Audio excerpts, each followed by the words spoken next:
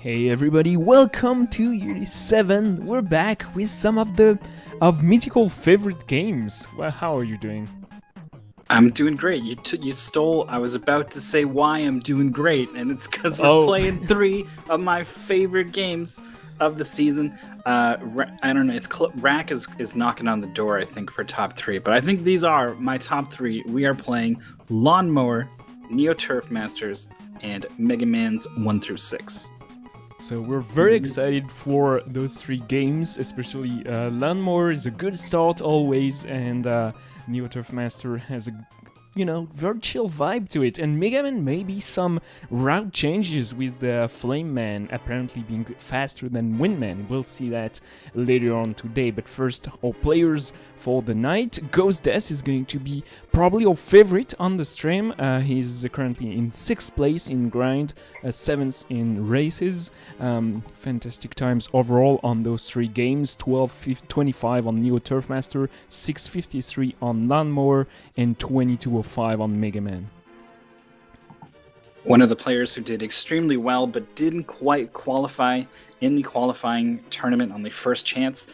Another player was Molgames, who did not play the Messenger, completed in 9 games, had like a high 1700 score. So, if they managed to match their PB on the Messenger, say, I think they would have finished like 10th at least, maybe closer to 9th. So also a very, very strong player is kind of in the running for being one of the people who are thinking, maybe I could be one of the people who qualifies in the last chance tournament coming up in, I think it's about 2 weeks now, maybe less. It's 10 days, yeah. It's we're going to have our early turns for at least 3 of our players, and it's going to be in exactly a week and a day. So it's coming fast and soon, and being on the 17th place for Molgames, extremely close to Fireman, 16th on the leaderboard.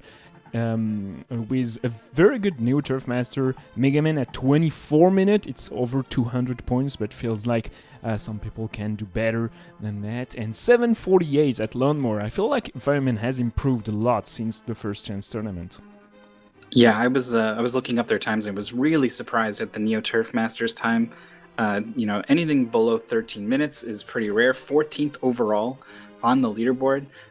Neo Turf Masters has seen a lot of action over the, somewhat recently. There's a couple, Megaman's been pretty stale in like the top 20, I would say, over the past couple of weeks. Maybe that's going to change now that Flame Man is starting to become a thing.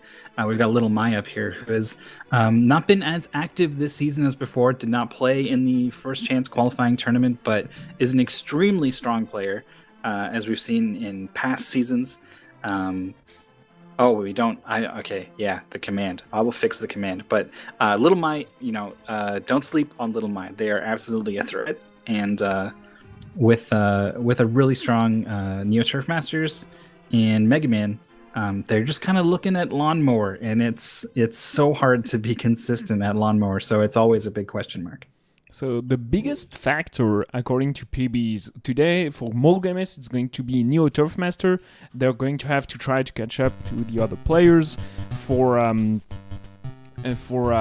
Fireman, it's going to be Megaman, and Ghost Death has the lead on Lawnmower. So Ghost Death is clearly the favorite for selection today, but Lawnmower is it's a lucky draw sometimes, or it feels like it, because the game goes so fast. It's incredibly hard to control your mower, and the fuel can spawns randomly, meaning that you have to adapt very quickly, and sometimes it just feels like you're playing with the RNG, and the RNG is toying with you, throwing those fuel cans around, always out of reach, and it's a fantastic watch. So if you've never seen that game, buckle up, because it's a very, very good and very intense speedrun. The world record is only at 5 minutes, and on screen we have the player's PB, and Ghost Death is the only one today that is sub 7, but all the other 3 players are sub 8, so this is very, very close.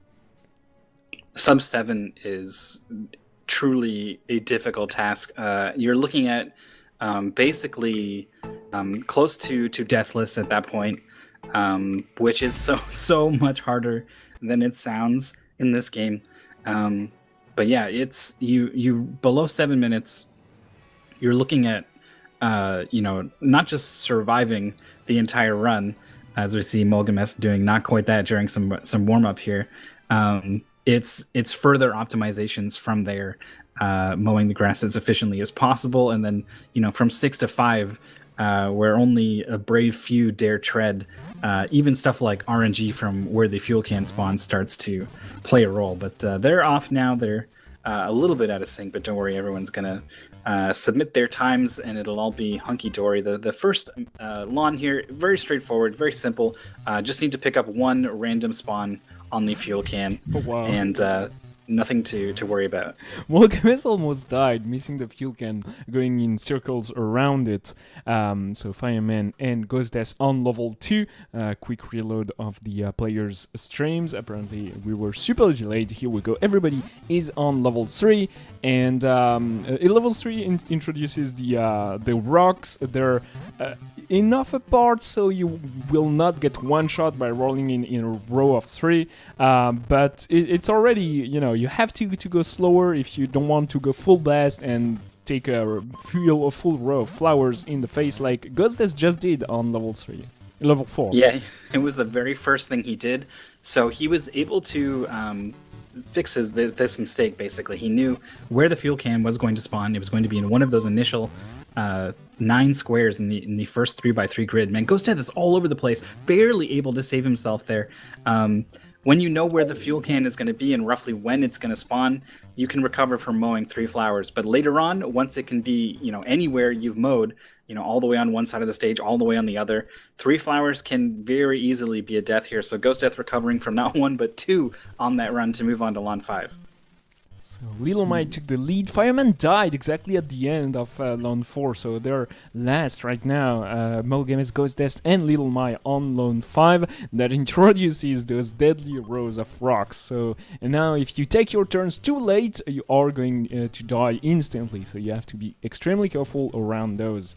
You have tight corners and swift turns. Little My almost dying there, firing me, but they're doing great, and onward to level 6. Lawn 6 is probably the most deadly of all. Yeah, Ghostdeath is about to join Little My here, using some really careful slow down play, joining Molgames as well. On lawn 6, there's no pattern to these rocks, so it's so important to have your brain sort of drawing a map ahead of where you are going that says, like, I'm going to turn here, I'm going to go there. You need to have a plan on where you're going in this game, because the lawnmower goes so darn fast that it's so hard to maneuver. With also, like, if you're playing on emulator, you might have like some input delay. It makes it extremely difficult to react to what is happening in this game. You need to be a couple quarter second ahead or so. And so trying to visualize your paths through all of these rocks is just so difficult, and you leave all these little patches of grass everywhere. You end up having to improvise a lot, and it's one of the hardest things to do in this game. Yeah, Little Might slowing down here to be able to tackle some of the remaining grass. Molgames just has the final corner here. Very well done. Nice routing overall, giving them the first place here. Ghostdeath and Little My still on the field. 96% for Little My, going back to the fuel can, having few patches here left and right, and dies at 97%.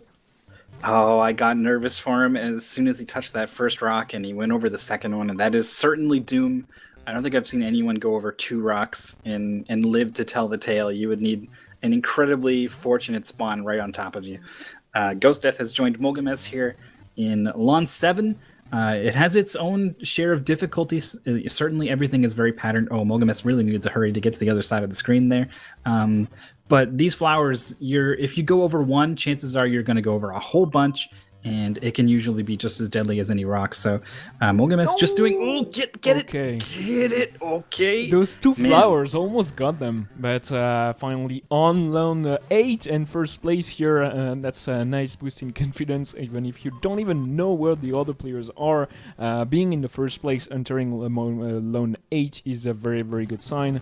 especially because most of the difficulties are behind you, and if you are getting there as fast as that, you probably know how to beat the game quickly. They have to hurry up to get that fuel can that spawned all the way back, and sign that Molgames knows exactly what they're doing. They took another pass to be able to mow some grass on their way to the fuel can. And I guess they were lining themselves up so that they were coming up at the fuel can from below, just to optimize things just a little bit. This, the second or third time on that lawn alone that they pushed things to the limit, using the time that they had to get the fuel can. Very, very impressive play. We've got a couple Ghost Death and Fireman both on lawn 8 here, which means Fireman is caught up a little bit. Little Mai is still on lawn 7, but it's pretty far along. It has 74% of the lawn mowed. Is cleaning up the last 25%, though, is always so much longer than the initial 75, just because you always have to go all the way to the other side of the map to get your fuel can in the grass that you've already mowed, unless you're fortunate enough for it to spawn close. But very more and more likely as the lawn goes on, you're going to have to deal with longer distances to get to your fuel cans, and it really does sort of increase the it gets harder as you go closer to the end.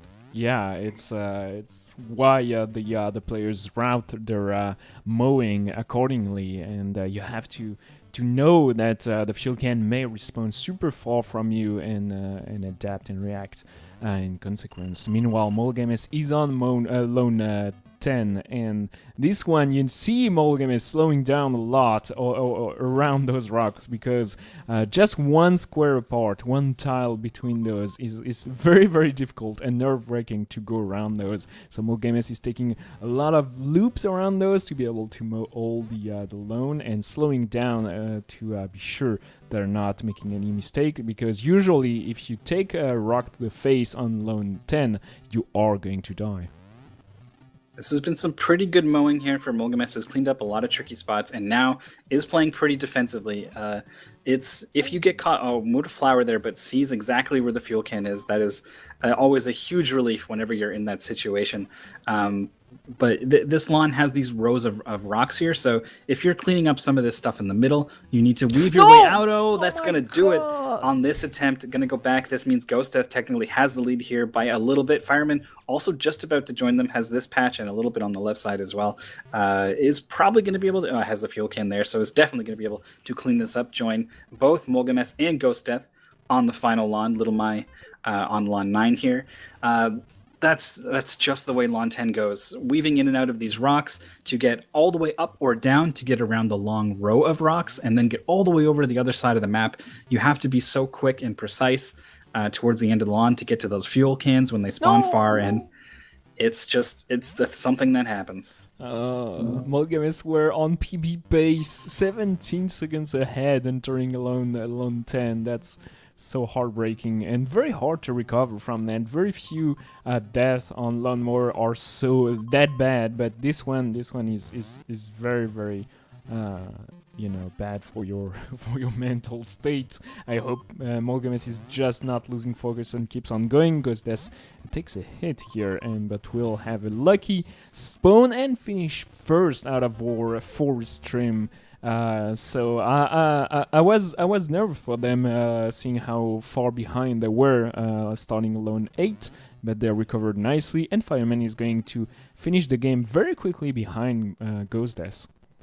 Yeah, that was a really strong finish from Fireman.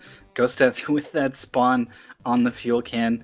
Having gone over a rock, he would need some luck, basically. There were plenty of places that fuel can could have spawned that would have been out of reach for Ghost Death, so got a bit of help there. Molgames also is going to finish now under 9 minutes. This is this is a good time. Racing Lawnmower is extremely difficult, and I don't know where each player sets their own bar for what they're really looking for during a race, but like under 9 minutes is about what I would expect in a strong player to get in a race of this game. So despite the mishap that has happened late into the run on a really good pace, just speaks to how good the pace was leading up to that point, that we still end up with a very solid 9 minute time.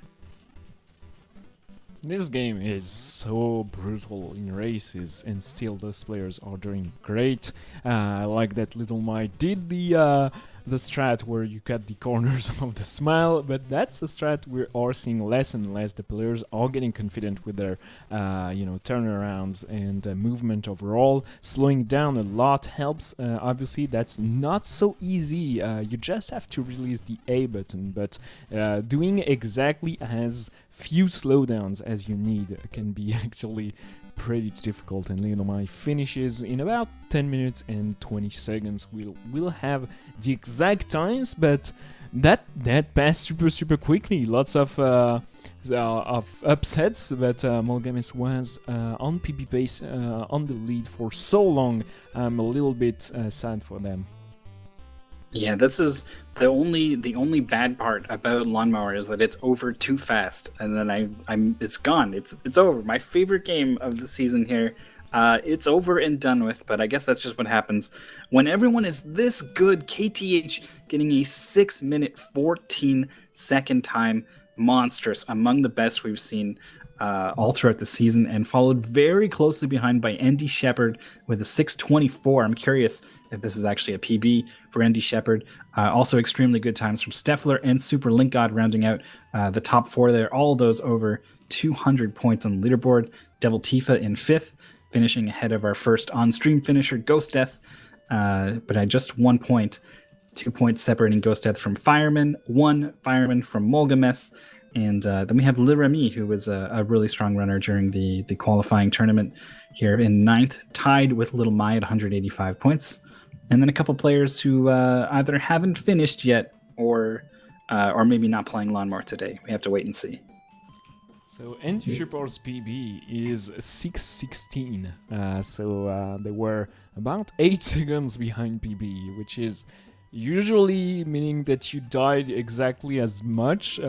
Probably none at that point. 6:24. You could have like one very quick death, but usually it's down to optimizing your movement at that point. And Lone 6 can take a huge toll on the players that are so fast. KTH finishing at 6:14, about a minute behind their PB. Their PB is the current world record at 5:15, which is completely insane, and beating Jimmy Risk's PB at the start of the season by about 10 seconds.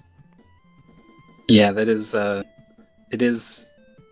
It's crazy. Like there's a whole nother level to speedrunning Lawnmower that, like, it takes a long time just trying to put together a deathless run. I still haven't done it, and I maybe I could. I feel like I could if I really tried, but I would have to really try just to get to that point, and that's going to get you like a 6.5 minute time, guaranteed. You could have a pretty sloppy deathless run and get about that time.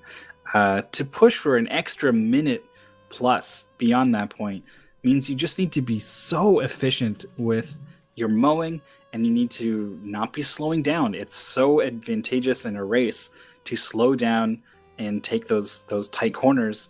But when you're starting to push for 5 minutes, it's not an option. You have to do all that stuff at the crazy high speed. The difficulty shoots up, and it's truly impressive.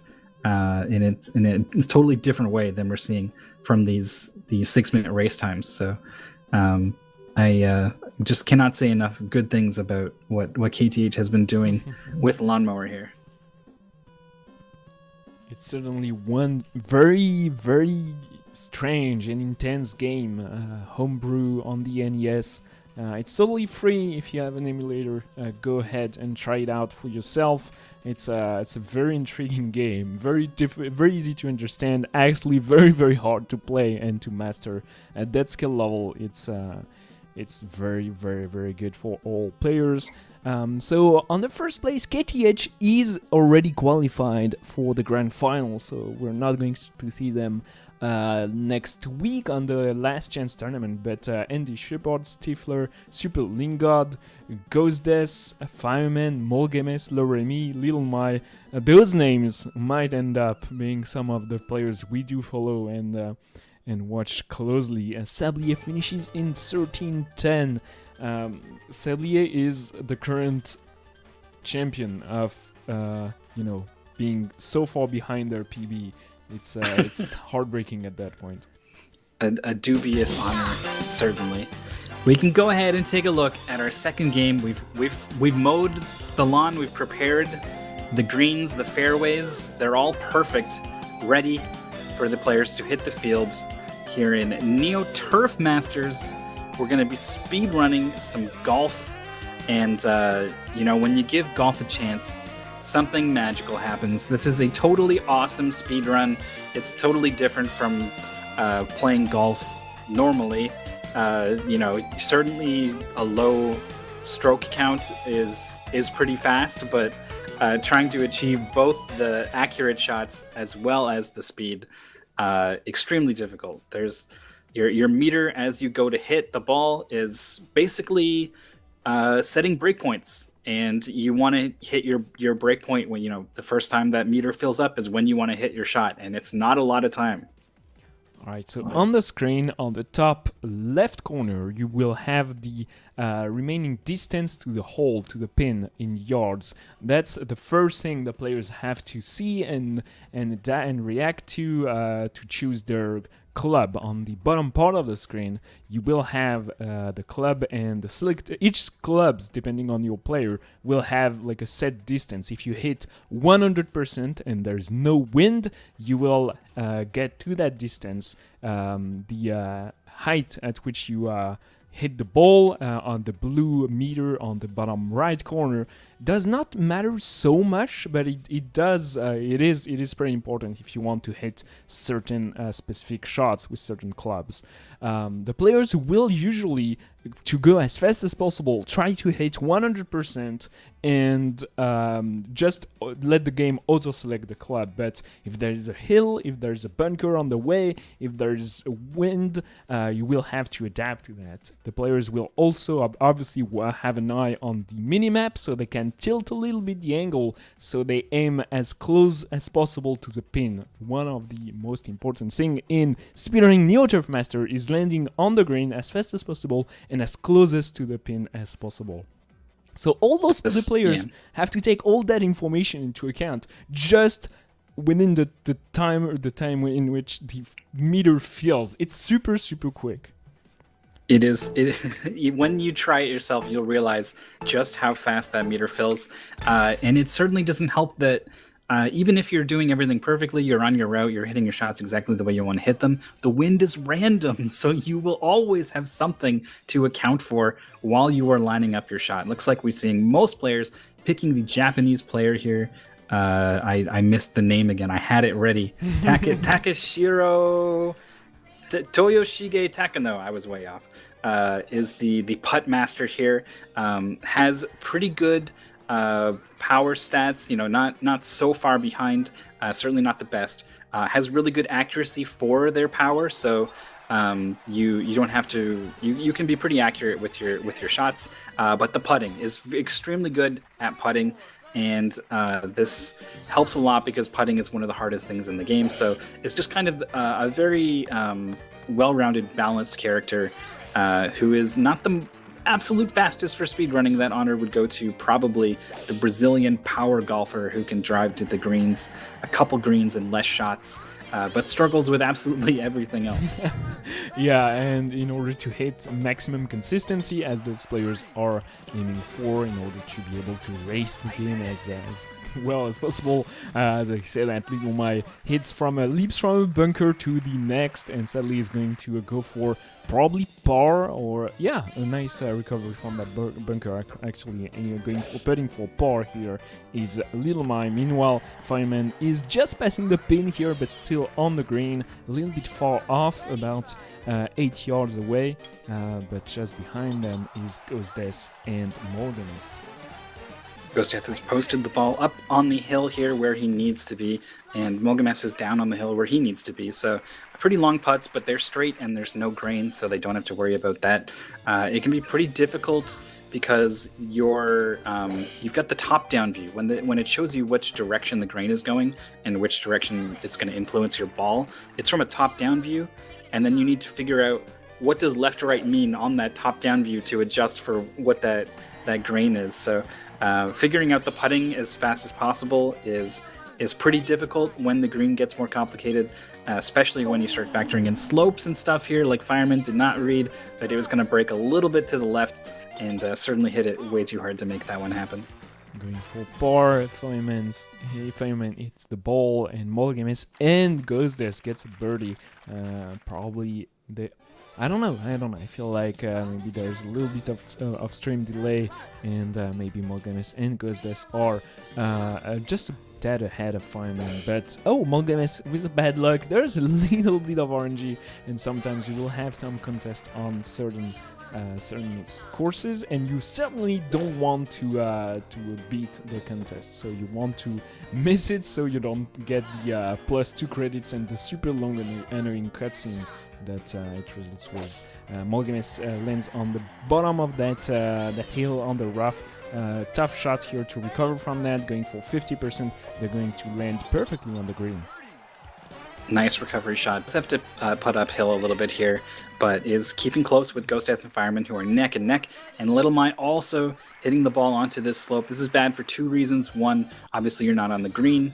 3 reasons, I guess. 2, you have a pretty difficult shot to get on the green because the hill's right in front of your way. So you have to figure out how much harder to hit the ball to get it up the hill.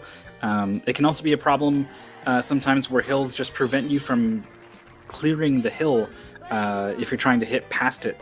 In this case, you're trying to hit right on top of it, so it's not a factor. The third reason it sucks is because the ball moves so slowly while it decides, am I going to get over the hill? No, I'm not. I'm going to roll down the hill. Trying to minimize ball rolling is a way to save so much time in this game that you don't realize is there to be saved. And that is also part of the reason why you're always trying to drive as close to the pin as possible, because putting is basically ball rolling. Mogamis and Fireman are losing a lot of time here.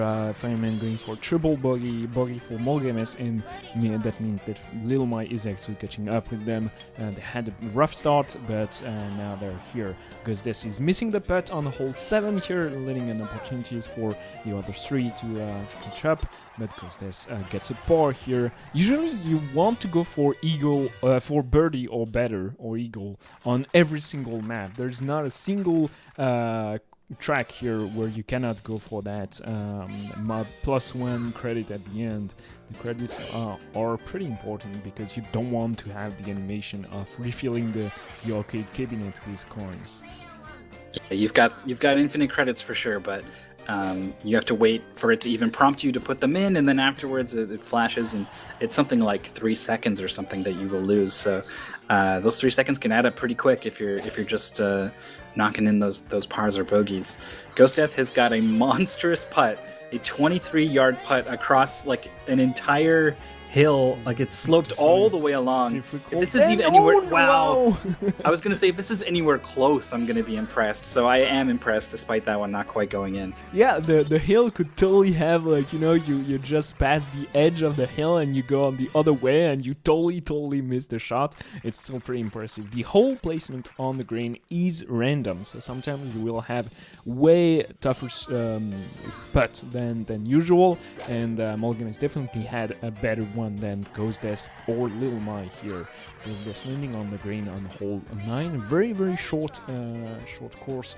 You can maybe go for hole-in-one in such a track, but it never happened to me, and we've never seen that on this journey yet. I will lose my mind if someone gets a hole-in-one. I haven't done it in any of my practice runs. I have gotten eagle. That wasn't like, oh, I'm the Brazilian golfer and I drive to the par 5 and 2. Like, it was an honest, like 200-yard shot straight into the hole kind of eagle. We have seen one of those on stream, but I think it was the Brazilian golfer driving to a par 5 and 2. But still, that was like the only eagle we've seen all season. So I wait with bated breath for someone to get the hole-in-one. We got hole 10 here is pretty straightforward, but it's going to start getting more complicated once the players reach hole 11 and beyond. The difficulty really does take a step. Because this missing the putt once again. The putting is definitely something that costs the players the most of their time. It's pretty easy to drive in the game, roughly towards the green. If you just go straight toward the pin, aiming always that 100% mark, you will clear most of the courses in the Japanese map here. But it is tricky to be as precise as possible and to land on the pin. Hole 11 is definitely one of those where you have to aim precisely each of your shots, because those two rivers that crosses the course here can be tricky to cross. Ghostdeath not respecting the 4-mile-an-hour wind here, so it's got blown away from the pin a little bit. This is a makeable putt, but that slope is on a little bit of an angle here. Is able to find the correct angle, drains it in one. That's a birdie. Fireman has posted up on a hill here, so also has a bit of a slope to deal with, but it's not too far away, so this is definitely makeable, and does also get it right behind Ghostdeath. Molgames has missed the green by a little bit here, so it's going to have to chip on. Yeah, those super little drives toward the green when you're in the heavy rough or the rough right next to the green can feel pretty bad. Oh, Ghostdeath slowly rolls onto the bunker, making for a difficult shot. The bunkers do behave like the rough, giving you multiplier, a low multiplier to your power, so you have to adapt for that, and reacting correctly to those can be very difficult, and just showing experience, Ghostdeath is able to recover from that and land on the green, but once again a little bit far off the hole, and doesn't respect the grain enough, and is pushed just slightly away from the hole. Molgames getting up close with this lake here, actually drifted in, took a stroke penalty there. Is certainly not going to birdie or even par this hole anymore, but with a really bad chip directly into a bunker right in front of them. Meanwhile, Fireman has, I think, intentionally hit a ball into the heavy rough here. You can see he's 63 yards away from the hole, he was not hitting that hard enough. He could have hit it hard enough and drove to the green in two. Just the difference would be that the heavy rough would actually stop his ball very, very quickly, actually faster hitting into rough compared to fairway, if you can still, make your next shot to hit the green. The wind was 9 miles per hour, by the way, so that's probably why they reacted a little bit differently than usual. You have to adapt, and adapting correctly, considering your angle and your power, it can be pretty tricky. Molgames has just a 3 miles per hour wind here, and it's going to be way easier and fairer for them, going on the green immediately, and they save one shot compared to what Fireman just did. But Fireman is already at the end of hole 14 here, one put ahead of Ghostdeath. Molgames getting a birdie on the pretty difficult hole 13. That was a bit of an issue for some of our other players. Little Mind had an extra putt here and is going to have to put in another token. Ghostdeath finally does get a par on the 14th. Fireman here is driving to the 15th. You've got a fair, little spot in the middle that you can drive to with a bit of variance on it. But after that, you've not too difficult to get to there and then to the green. But 16, 17, 18 are probably the 3 hardest holes, and 11's up there. But it finishes with some very difficult holes. So we'll see if Fireman's able to hold the lead here.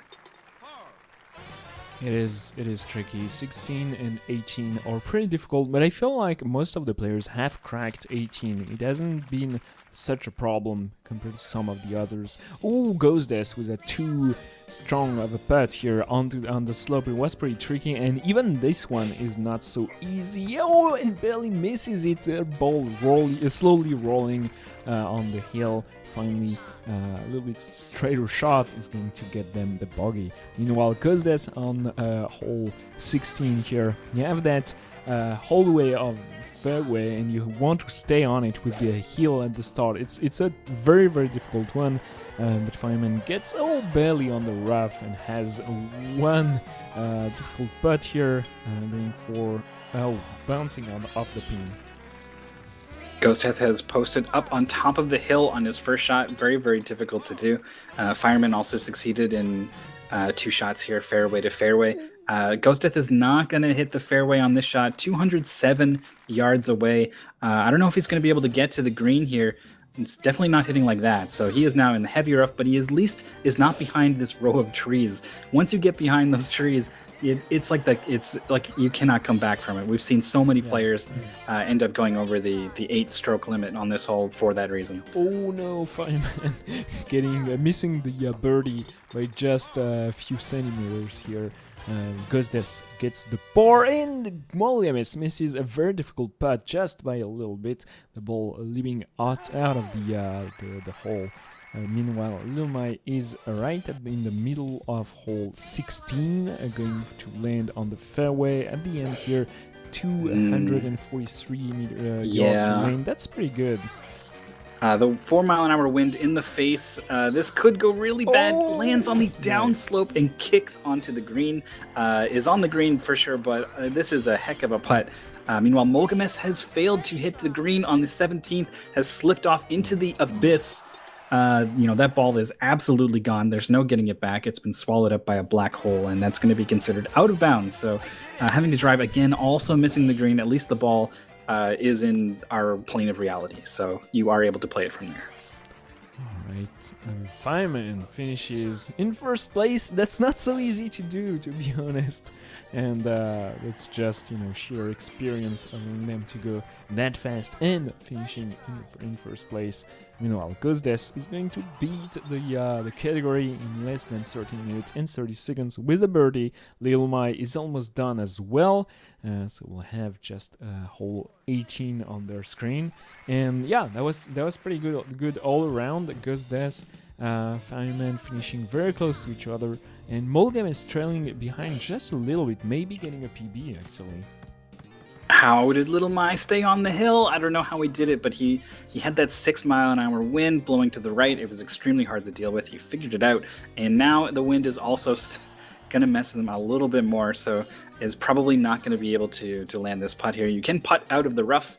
It is not advised in real life, I think, but it works pretty well in this game. Molgamas struggling with 18 here. You need to post up onto that hill, and if you don't, it can all go downhill very, very quickly. So that is a hole out there just over the stroke limit, a little bit ahead of Little Mai, just like a second or so. Little Mai commentating on the race channel that everything went wrong. He says almost everything went wrong. So still with everything going wrong, still posting a sub 14 minute. So that's pretty good. Sadly, everybody is so strong and super Lingard. Oh my god. What is this time?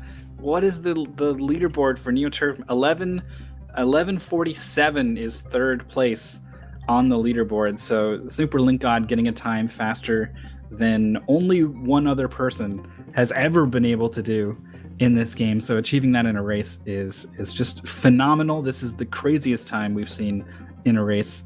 I guess we didn't get to see it, but we're seeing the proof of it for sure. Super Lingard is very, very good at many games, but has jumped out to be a real leader in NeoTurf Masters. Yeah, they currently hold the world record for the category at 11:03.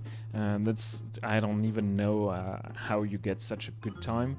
And overall, Super Lingard is 24th in the UD7, but still has to post a time on rack. So they're still grinding Trackmania until they are happy with their results, and then we'll move on to the final intense game for them. So kind of the same way Jant did play through UD7, just a little bit differently.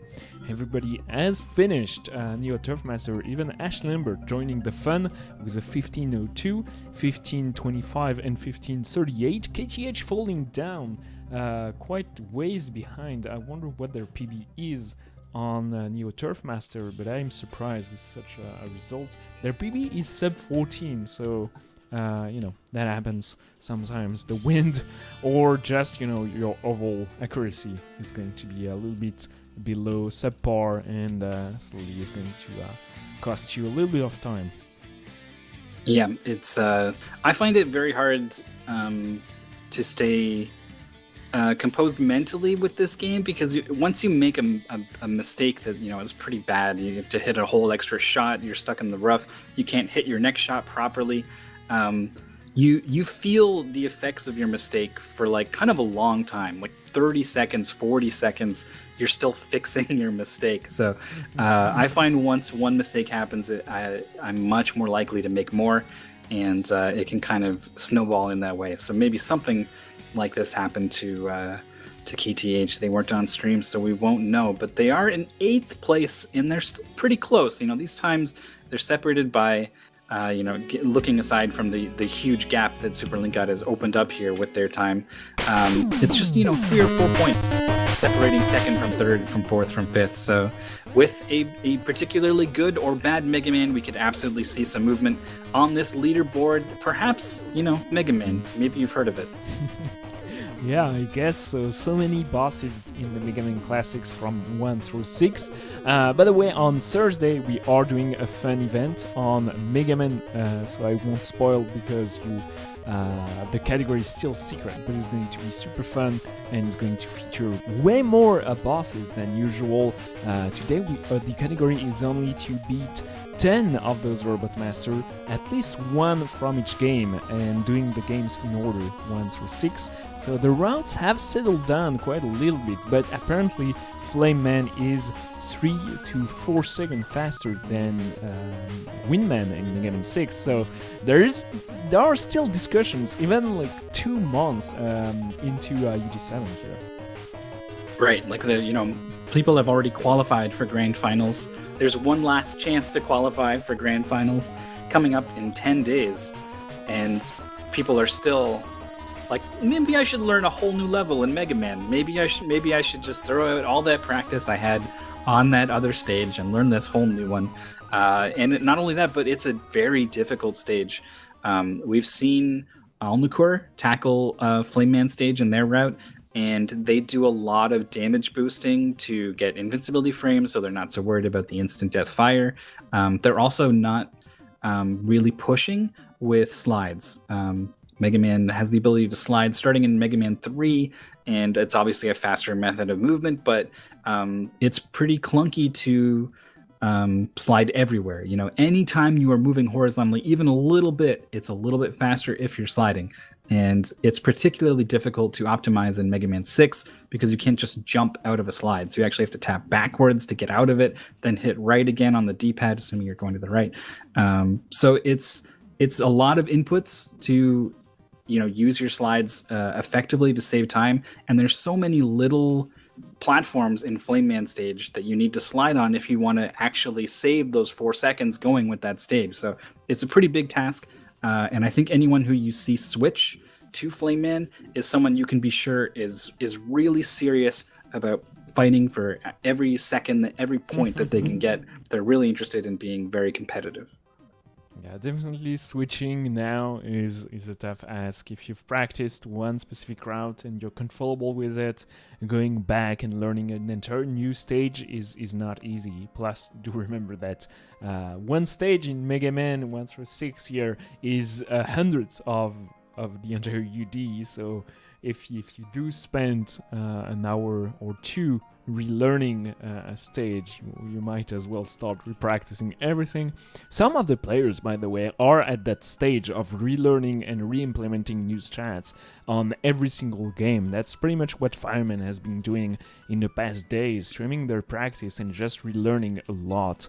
They were still regrinding and relearning certain turns on Trackmania today, and that's exactly what they need, because they're kind of stuck at the 16th place here, and it's good, but they're very good and pretty much at the same level on every 10 games, and now just gaining a few points is very, very tricky for them. So we'll see what they can bring to the table next week. They're going to play on Thursday the 18th So it's going to be pretty fun to see them post a first time before the other runners. They're going to play with Quick and Stifler, so stay tuned for that. Before that, let's go dive in Megaman 1 first, and obviously everybody is going to start with Gutsman. Some players do still go for Cutman, but Gutsman is definitely the Robot Master you want to do in Megaman 1. Yeah, the is very, very fast, but also just very Buster friendly. There are some pretty mean stages in Mega Man 1 if you're trying to go with just your Buster. And Buster only is really is basically what we're dealing with here in this category. You have to reset after you defeat every Robot Master, because otherwise you would just do like as many Robot Masters from one game as you could and carry over the boss weaknesses. So to promote a variance in routing, it is this reset rule is implemented into this category, and so you get whatever you start with at the beginning of the game. In some cases, you have a rush coil to use, but in most, you just have this Buster. So certain bosses are extremely difficult. Buster only, you can make use of a pretty fun thing in Mega Man 1 here. Like we saw that damage boosting through the Hammer Brothers. They're pausing the game to sort of cancel the damage knockback. You can also use that to cancel a boss's invincibility frames. And if you have anything other than the Buster, you can put that the projectile doesn't go away after it collides with a boss. So you can just keep it on top of the boss and constantly refresh that one projectile's collision with the boss over and over and over until it dies. With the Buster, that shot's going to disappear, but you can fire 3 really quick and then pause, and hit each one on the boss. Not so easy to do. You need to find your rhythm with the select button or you'll do more harm than good. And it looks like people are comfortable using it here. Fireman is having a very rough pattern. Gutsman is just not getting them any slack and jumping over and over again, making them lose so much time. Mogamus! Okay. Oh, wow, okay. Very tight finish. Little Mai as well. Little Mai. Oh, he's okay. I was super scared. But it's Ghosts with a better fight and overall better menuing that starts Mega Man 2 first, but everybody is out of sync now. Little Mai and Fireman are starting Middleman exactly in sync, but Ghosts and Mogamus are on Airman and Quickman stages. So now it's pretty tricky to follow, although most of the stages are roughly the same length. Airman is just a little bit longer and Flashman a little bit faster.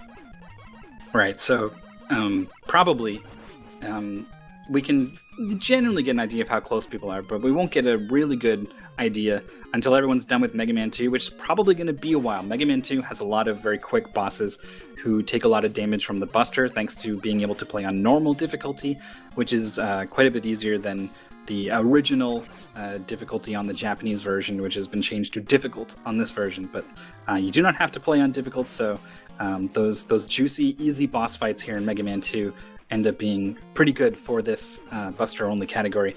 Little Mai and Fireman both not getting the jump underneath the little clown guy in Middleman stage. Very, very difficult to get that jump. Mogamus has successfully navigated all of the quick beams in Quickman stage. They're instant kill. They're really not a problem if you got your head on straight, but one little mistake and you will die and lose a lot of time, so you can be a little bit nervous there. Got boss corridors for 3 of our players, and like you said, Airman stage a little bit longer, especially to damage boosting off of all those drills, so Ghost Death not quite to his boss yet.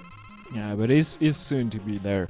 By the way, PB-wise, Little Mai is in first place, Ghost Death second, Mogamus third, and Fireman fourth. So I don't know where it's going to differentiate, but so far everybody's pretty close together on Mega Man 2, although Little Mai has killed Middleman, and Fireman is not quite done yet. He's dodging the Soul Blades as best as he can, but wow, what? Double KO! The double KO! Nice. He's fine! Oh, that's crazy. That will actually save you some time if you can pull it off in a normal run of the game, but here all you care about is seeing the boss explode. That is your cue that you are free to move on to the next stage, and that boss absolutely exploded. It didn't matter that he was also exploding. Yeah, just a fun coincidence. Suicide mission, you want the boss to die. No matter what, you're going to I don't know what happens when you reset the console. Is Megaman still alive, or is it a new Megaman that you generated? I don't know. But meanwhile, Molgamist is triggering the zip here. Without the item, you totally can do that.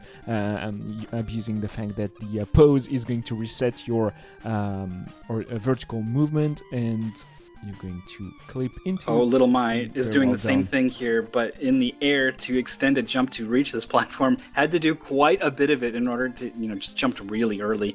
You can manipulate the platform so that you don't have to do that, but that carries its own share of difficulties and risks. So Ghost Death also doing the same trick here on Bubble Man to get that zip, and got caught a little flat-footed afterwards. I don't know if they were scratching their nose or something during the zip and didn't quite get there in time, but is now back on track. Yeah, maybe they were expecting actually to land on the platform and not just right in front of it. And sometimes that they will, get you caught. You are already thinking about the next issue, the next obstacle, and you don't even exactly know how to react to the present situation. Bubbleman is a no-brainer. It is the bosses that has killed very, very few runners here. You do have so much health, and he dies very quickly, plus he moves very slowly. On the contrary, Quickman moves super quickly and has killed a lot of players, but Fireman is not scared and kills the boss very quickly and efficiently, and enters Bubbleman stage. Meanwhile, Molganis and Little My are on Airman now. We're seeing a lot of Airman. This is an incredibly difficult stage.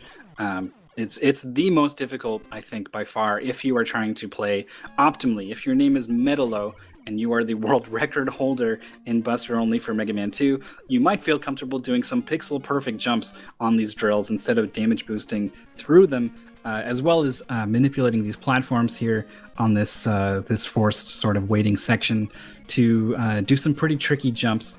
I haven't seen many. Oh, no, did not get the shots in on the guy and did not get far enough on top of him such that the damage boost wouldn't knock him off the cloud. So gets knocked off, and that was actually a game over for Molgames. Is switching maybe to Metal Man and is going to do something else other than Airman, perhaps. Maybe selecting Airman was a mistake, and they went for it anyway, and I decided to reset. Resetting is okay, it's just going to set you back. So if you do make a mistake, you might as well reset immediately. I'm not sure, it's pretty weird, and they're moving on. Through Metal Man taking a lot of damages at the start here. They're going to use their E-Tank, and usually that's what the players do, but you could want to use it later on. But onward we go. Fireman is at the end of Bubbleman. You do have to be careful not to take a crab to the face here. This is one of the few things that scares me the most in any Mega Man game, is those crabs at the end of Bubbleman here. I don't know why, but they pop so quickly. Meanwhile, Little My is doing the zip as well, setting up for it, slowly inching forward, and Fireman is just mashing as fast as they can to kill Bubbleman. The boss has long iframes, so here we go. Yeah, the lag in this fight is pretty crazy. It's actually a reason why you don't want to mash if you can help it. Having those extra projectiles on the screen will increase the lag significantly. You spend the entire fight like right on the threshold of generating way too much lag.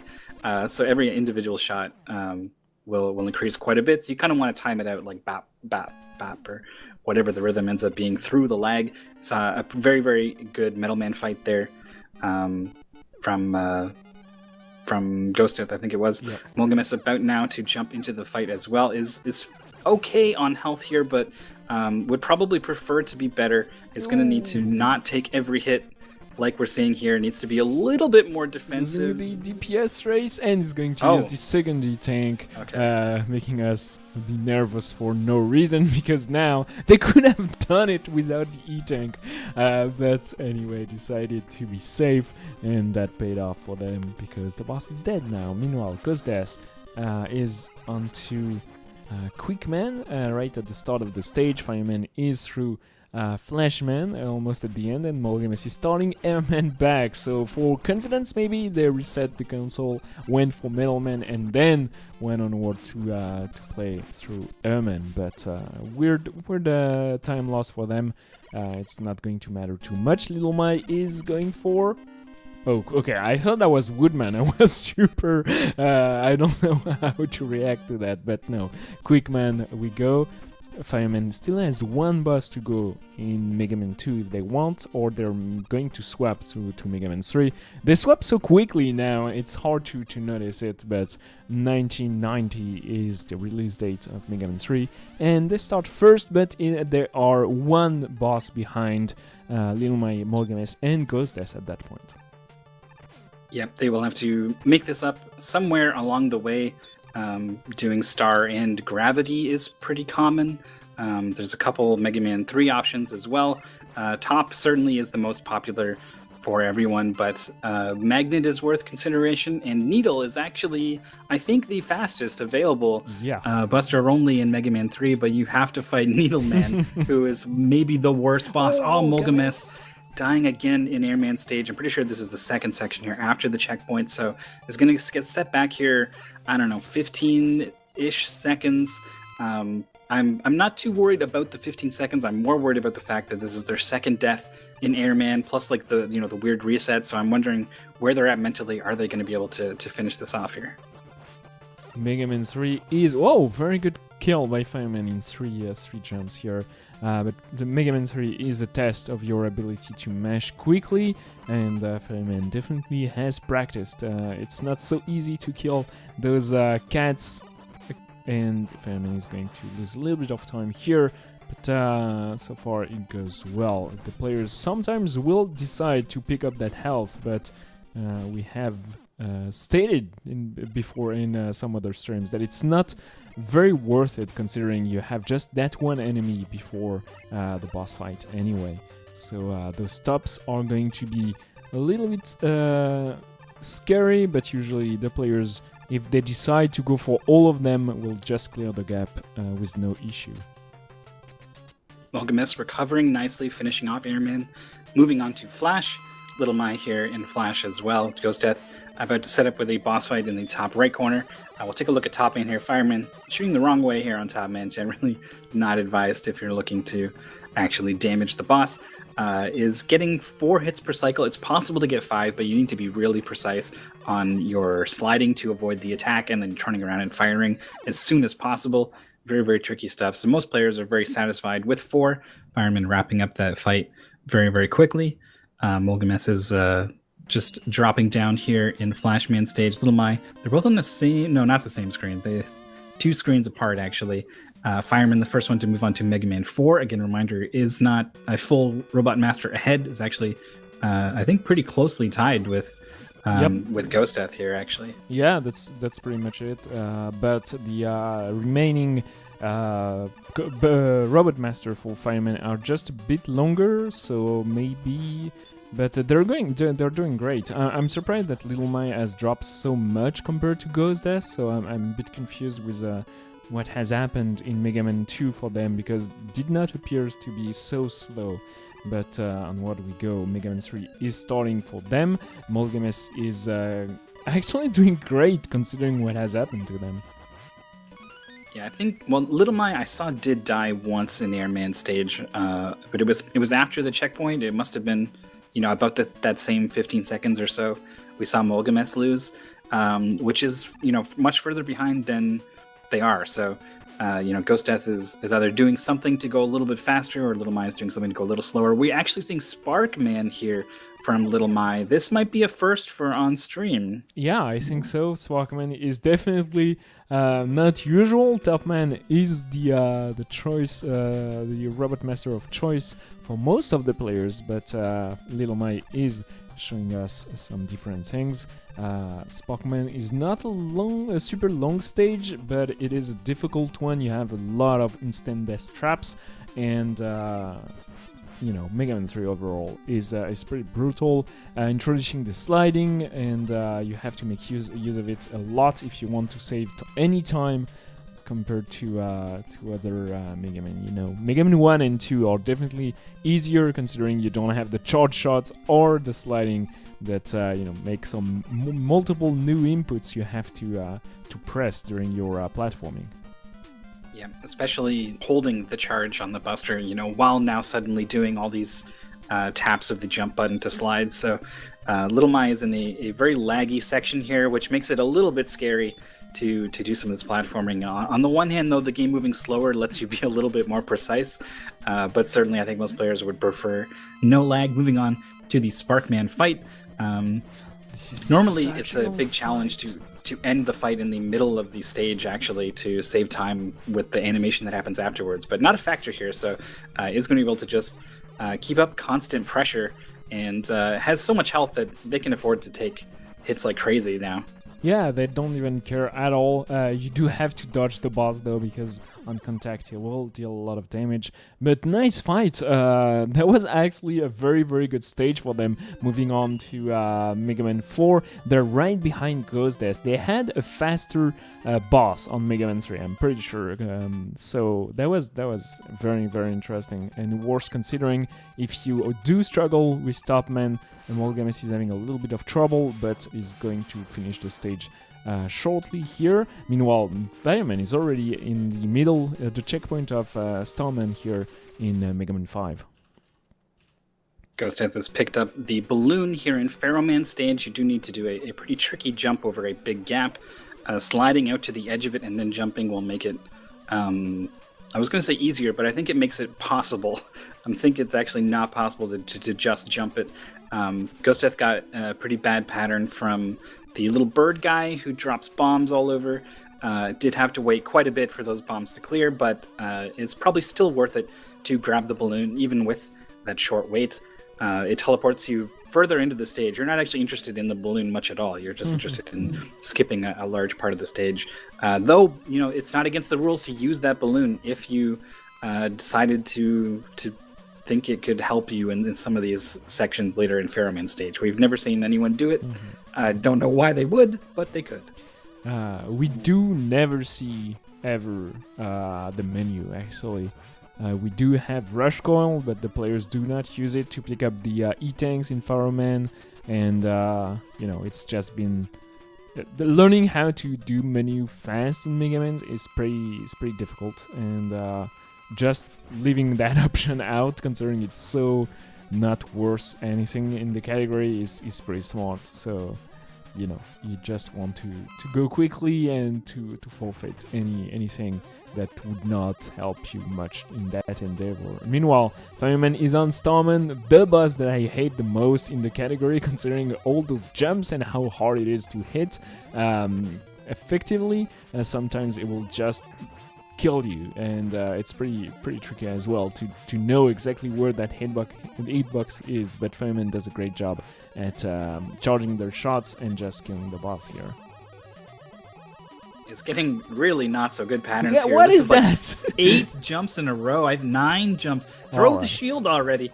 If you do want to be more aggressive, you can actually get very, very close to Starman and shoot your shots kind of through the shield. Little Mai dying on Pharaohman here.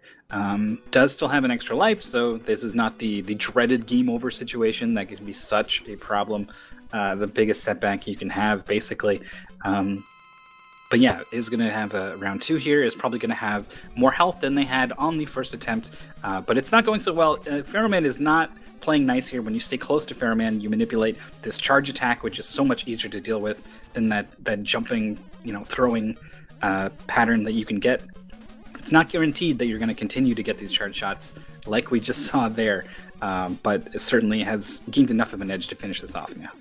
All right, here we go. We just had half of their HP remaining. Amalgamus is right behind them, but it is a scary situation when you do not have so much health.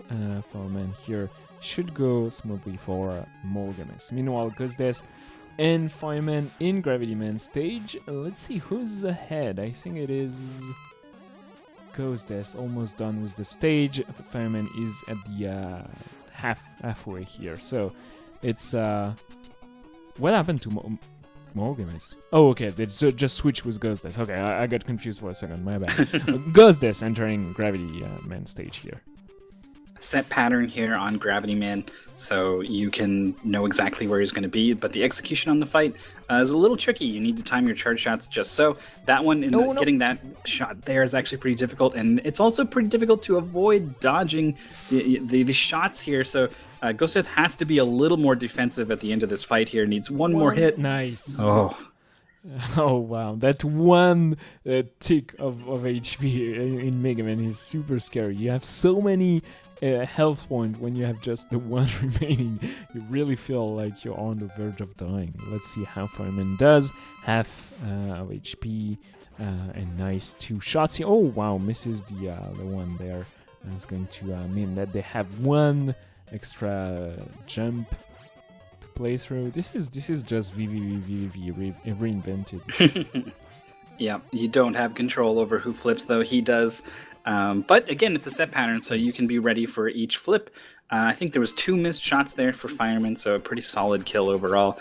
All but one is not so difficult to hit, but there's one in particular where you have a very short amount of time to charge your next shot, so you actually need to be very far away from the boss, shoot your shot extremely early, and then count on the projectile traveling across the screen to give it enough time for Gravity Man to flip into it, and then that lets you get enough time to charge your next shot and not miss any opportunities to get a full charge on each pass. But goodness, the checkpoint was on this screen, so I'm pretty sure it is going to nice. Going to give him credit. Oh, it's actually almost saving their little bit trip.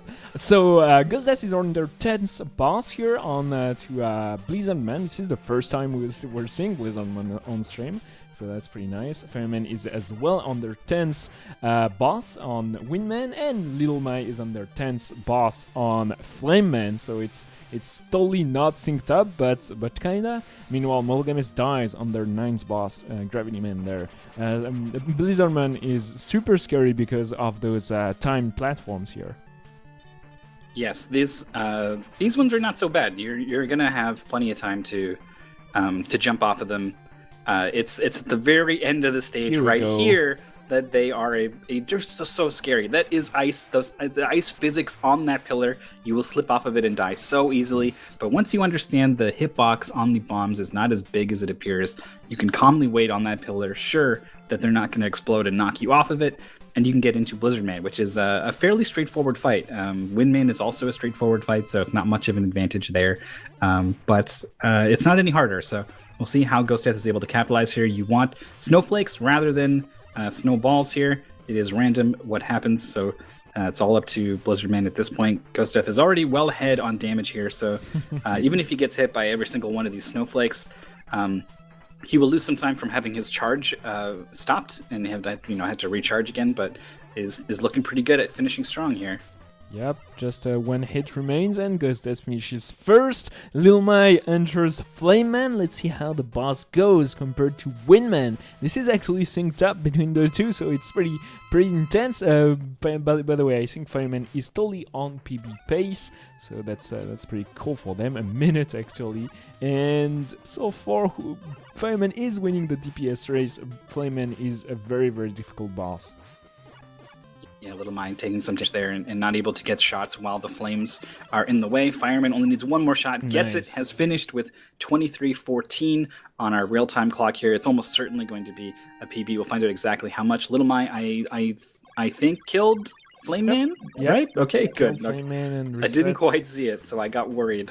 That's, when you have the habit of resetting once the boss explodes, it's there. And I hope the players are not planning on running any Megaman game shortly, because it's going to be a tough habit to kick.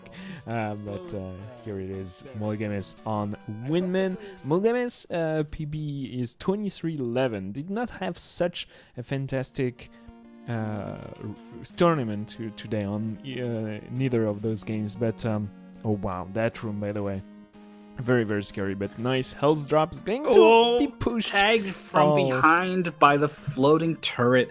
This room is just mayhem, especially if you don't take care of the turrets. You can line up some charge shots on them from far away to kind of take them out of the equation, but if you miss that shot, it's very, very difficult to get a second one on them. So you're likely going to press forward, you're likely going to take all these hits, the game starts to lag once you've got 2 of them on screen, and it's just so hard to deal with. So that screen and then later on in the level are the 2 reasons why you might not pick Windman. Certainly it is the most popular, but we've seen players starting to drift towards Flame. We saw Blizzard, so Wind is not automatically better than some of these other stages. It definitely has some rough spots. For sure. PBs for Fireman, for Costes, nicely done. Mogames is having a rough one, dying there. They actually reset and decided to go for the level anyway, but the screen here is before the checkpoint, and this one, if you don't get the jump like as planned, like just here Morganis did miss the enemy, and now he's kind of stuck on that fan, and it's hard to deal with, and you get pushed. Oh my god, this is awful. Yeah, these fans, you have to just get a feel for how you move up and down on these fans. You need to get a feel for where exactly they end horizontally, so that you know when you're going to start falling again, because you can get pretty far out on these fans before you will fall down. In most cases, I find I get sent higher up than I thought I would be if I try to line it up.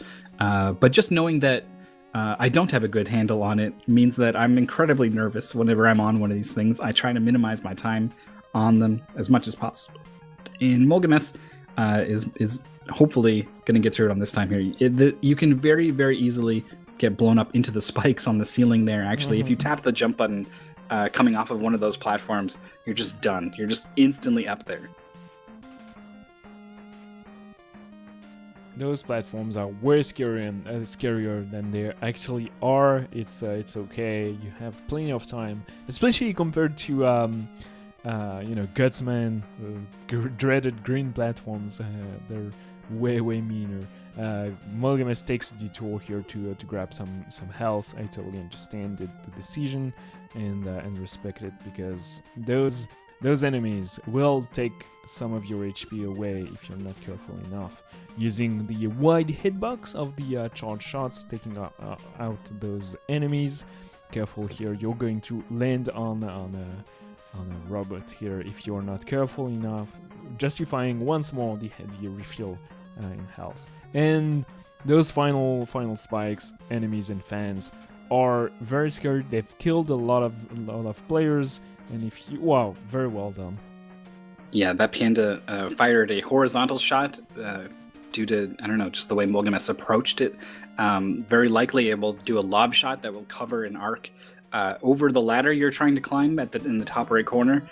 And if you don't get ahead of that, it's going to knock you down, and then the cycles line up with the fan pushing you up and the next shot coming out. It's perfectly synced to repeatedly knock you off the ladder and back onto the fan. So it's the infinite, and it really sucks. So you really want to get that screen right on the first try, exactly like Mogames did. He's in the boss fight now with very low health and gets kind of cornered in a really weird way and not quite able to get out of it. It's tough to deal with Windman in exactly that height. You can't jump over the projectiles on the far end of the screen, so you need to try to get in between them, and then you're also very close. So if he does the vacuum attack, you can't get away as easily as if you were further away. So that was just a really tough spot. Mogames. Alright, dodging Windman, taking the weird hits here, but it's okay. They should win the DPS race, although they're taking a lot of hits, but here we go. It's done. Windman, the 10th robot master of the category, is dead, and they're going to let us see that little cutscene we've missed on all those other bosses. But here we go. Everybody's soon to be done. We're just waiting for Torgaran time. Ash Lambert actually getting sub sub 25 here, averaging at over 200 per game. Sablier is going to finish at the 11th spot here. Rough Lawnmower costing them a ton of points. Man, look at these Mega Man times from Steffler and Devil Tifa. 2039 and 2020 are among some of the best that anyone has been able to achieve throughout the season. Devil Tifa's PB is a 2011, and Steffler's is a 2028. So this is, 9 seconds and 11 seconds off of PB for the two of them. These are fantastic runs. Unfortunately, not enough to catch Super Link God. Super Link God had an extremely solid Lawnmower and Mega Man, and then just absolutely crushed it on Neo Turf Masters, finishing in first place, 13 points ahead of second place. Yeah, that's insane. So Devil Tifa gets another silver star here, both for Devil Tifa and Steffler. Devil Tifa is having a tough time grabbing those gold stars nowadays. Taker, Super Lingard taking those away, apparently. Ghost Death and Fireman are exactly tied.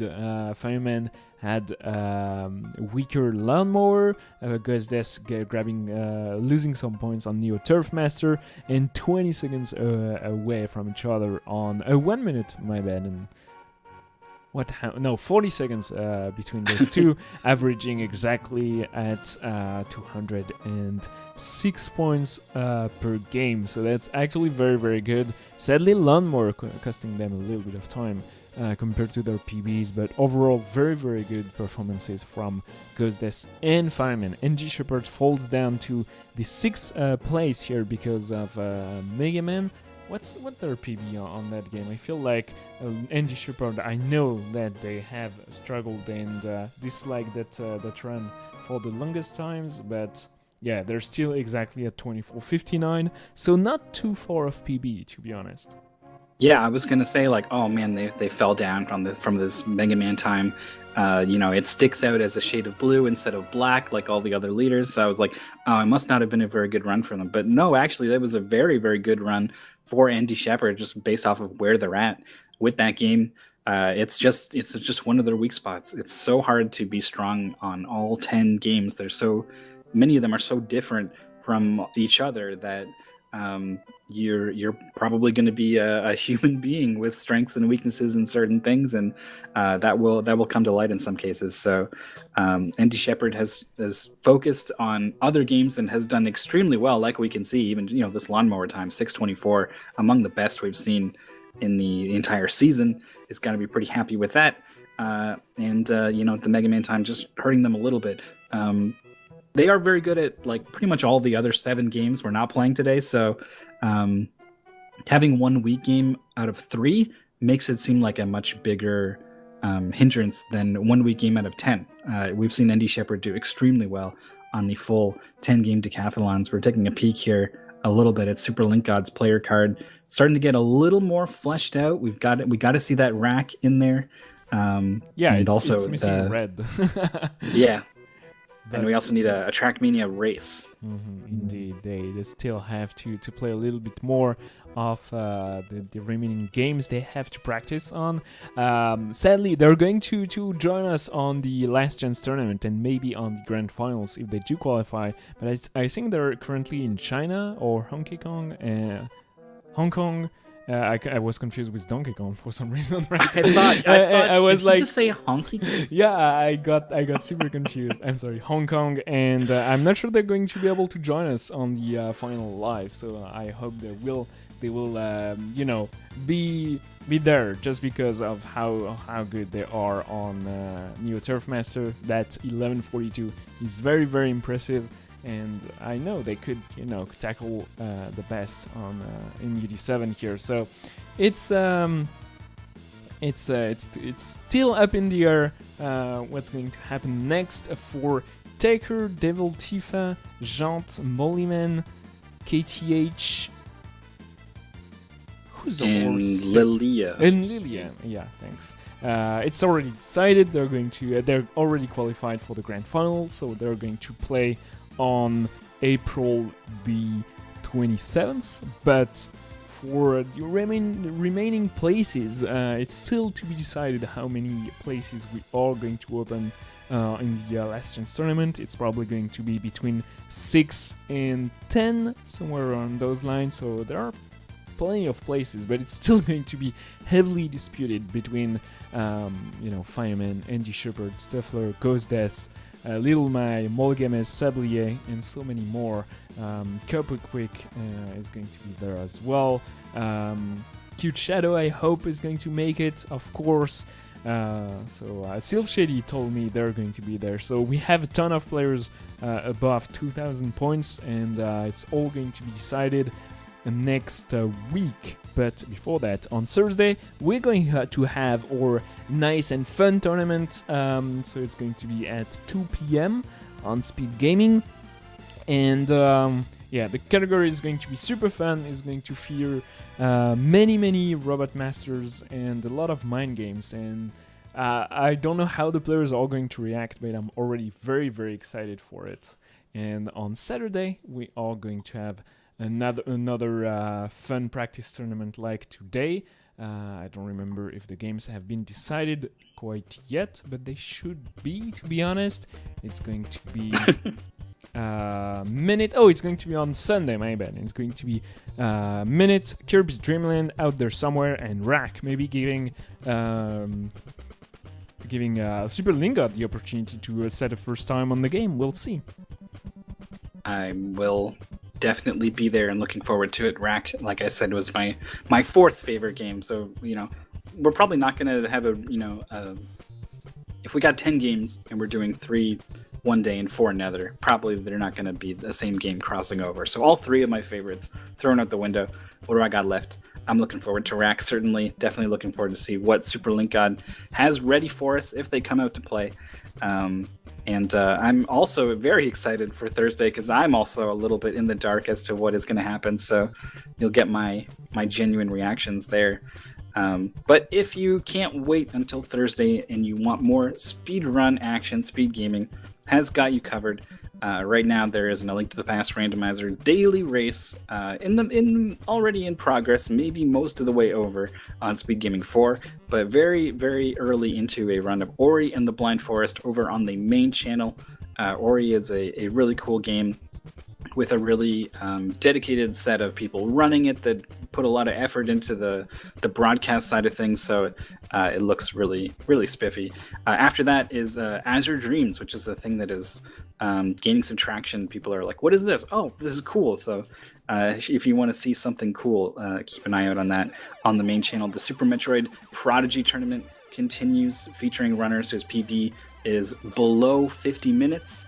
So it's for up-and-coming runners only. It's kind of like the minor leagues. We got some new Super Mario Bros. Wii, Final Fantasy 1 randomizer, and some Link to the Past randomizer league matches, which are, I think, a team format. So if you haven't heard of that, definitely check that out. All of that happening today on Speed Gaming, !scheduled. We'll help you figure out when and where it all is. And once you figure that out, maybe you'll come back on Thursday.